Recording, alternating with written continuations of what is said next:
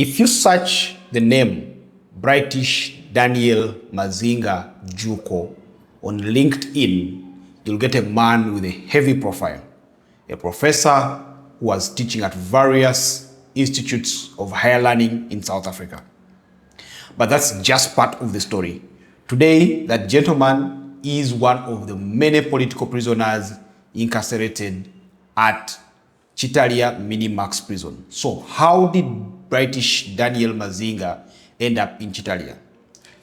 This is a very, very sad and somewhat interesting story at the same time. Brightish Daniel Mazinga Juuko was a professor in South Africa, but he is of Ugandan origin.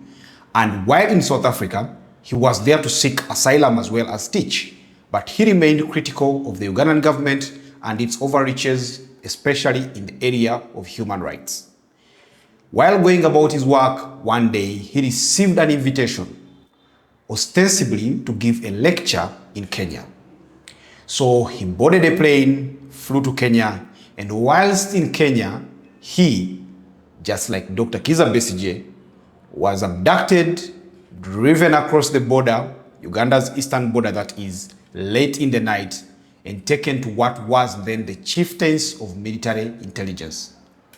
There he was detained for days, interrogated daily, and after several months in detention, since 2022, he was eventually in late 2023, September to be exact, produced before the military court, or what we call the military tribunal in Makindye, and charged with possession of illegal firearms and treason against Uganda.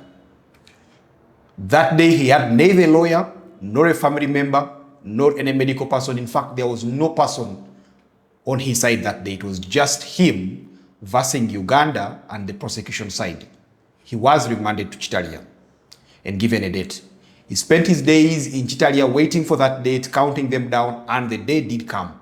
And as the prison's authorities always do, they produced him that day before Kitalya. But that day it so happened that court just wasn't sitting. The prosecutor wasn't there, the chairman of the court wasn't there, but nevertheless he was taken to court, spent his day there, and late in the evening he boarded the prison bus and was taken back to Kitalya. He's been in Kitalya since. He doesn't know his next court appearance. He doesn't know if it will ever happen. And in light of the recent ruling in the Attorney General versus Kabaziguruka, that affirmed the Constitutional Court ruling that civilians like Brightish Daniel Mazinga should not face trial before the court-martial, his case stays in limbo. We don't know if he will ever appear in court again. We don't know if his file has ever been moved to the High Court like it should be, and there are very few people following him. I talked to Brightish Daniel at the start of this year. I met him and he told me this story, but he also told me his fears that it seems the world has forgotten him, and he is not alone. There are many people like him. At least you could say he is a professor. There are many more people like him. The Karachunas, picked from Karamoja, people picked from as far as Zombo, part of West Nile, and brought to Kitalya, who have spent, some of them, as many as 10 years. The sad state of affairs, but for thousands of Ugandans, that, unfortunately, is a reality.